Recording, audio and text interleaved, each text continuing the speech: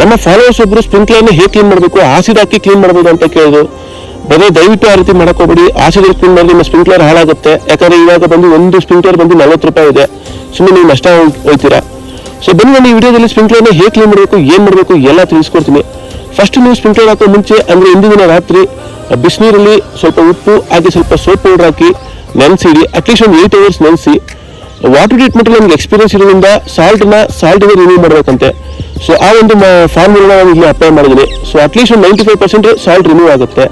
ಹಾಗೆ ನಮ್ಮ ಫಾಲೋವರ್ಸ್ ಒಬ್ರು, ಅಣ್ಣ ನಾನು ರೈತ, ಕೃಷಿ ಮಾಡ್ತಾ ಇದೀನಿ, ನನ್ನ ಹೆಂಡತಿಗೆ ಅದು ಇಷ್ಟ ಇಲ್ಲ, ಬೆಂಗಳೂರಿಗೆ ಗಾರ್ಮೆಂಟ್ಸ್ ಕೆಲಸಕ್ಕೆ ಹೋಗೋಣ ಬಾ ಅಂತ ಕರಿತಾರೆ, ಕೃಷಿ ಮಾಡೋದು ತಪ್ಪ ಅಣ್ಣ ಈಗಿನ ಕಾಲದಲ್ಲಿ ಅಂತ ಕೇಳಿದ್ರು.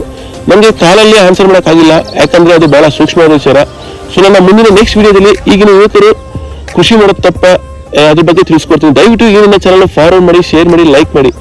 ಥ್ಯಾಂಕ್ ಯು, ಧನ್ಯವಾದಗಳು, ಜೈ ಹಿಂದ್. ಆಗದು ಎಂದು ಕೈಲಾಗದು ಎಂದು ಕೈ ಕಟ್ಟಿ ಕುಳಿತರೆ